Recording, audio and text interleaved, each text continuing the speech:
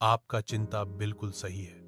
नेपाल में बहुत से किसान सिंचाई के पानी की कमी से परेशान हैं, खासकर तराई और पहाड़ी इलाकों में जहां खेती वर्षा पर निर्भर रहती है। यह समस्या कई कारणों से हो रही है। पानी की कम, यह एक सफेद पिकेट बाड़ और एक अच्छी तरह से बनाए गए बगीचे के साथ एक आरामदायक 2 मंजिला घर था। फिर भी जब वह एक दोपहर धूल भरे अटारी में घूम रही थी, तो उसकी नजर कुछ असामान्य पर पड़ी। दूर कोने में भूली हुई पेटियों के ढेर के नीचे उसने फर्श के नीचे छिपे हुए एक संकीर्ण ट्रैपडोर को देखा। जिज्ञासा जागी, वह घुटने के बल बैठी और उसे खोला। नीचे स्थित छोटा सीढ़ीदार रास्ता एक धुंधले बासी सुरंग की ओर जाता था। दीवारें पत्थर से बनी थीं और एक धुंधली ठंडी हवा अंदर से फुसफुसाती हुई लग रही थी।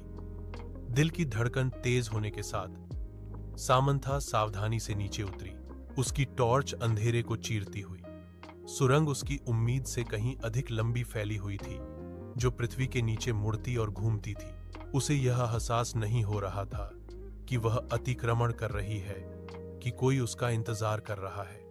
अनंत काल के बाद सुरंग अंततः एक छिपे हुए कमरे में खुल गई। दीवारें पुरानी किताबों की अलमारियों से भरी हुई थीं, जिनमें अजीब चमड़े से बंधे हुए खंड थे। कमरे के बीच में एक पुरानी डेस्क धूल भरे कागजात और पत्रिकाओं से घिरी हुई थी। जैसे ही सामंथा दस्तावेजों को पढ़ रही थी, उसके हाथ कांप रहे थे। अभिलेखों में वर्जित अनुष्ठानों और गुप्त समाजों का उल्लेख था, जिसमें उसके परिवार का नाम बार बार आ रहा था। जितना गहरा उसने पढ़ा, उतना ही उसने महसूस किया कि उसके परिवार का इतिहास गहरे रहस्यों से जुड़ा हुआ था। ऐसे रहस्य जिन्हें दफन रहना था। उसने कुछ ऐसा उजागर किया था जिसे किसी को नहीं जानना चाहिए था, कुछ ऐसा जो पीढ़ियों से छिपा हुआ था। खोज का भार उस पर जम गया। उसने अपने पीछे से सबसे हल्की आवाज सुनी, एक फुसफुसाहट, धीमी और ठंडी। वह अकेली नहीं थी।